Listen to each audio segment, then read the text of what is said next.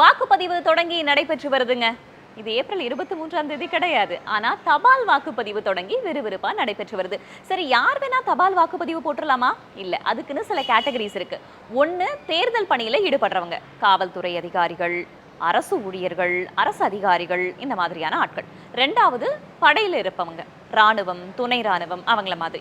மூணாவது, ரொம்ப ரொம்ப முக்கியம், நம்ம வீட்டுல வயசான 85 வயதிற்கு மேற்பட்டவர்கள் இருக்காங்க அப்படின்னா அவங்களும் தபால் வாக்குப்பதிவுக்கு எலிஜிபிள் தான். இதுக்கு முன்னாடி 80ன்னு இருந்தது, இப்போ 85 அதை உயர்த்தி இருக்காங்க.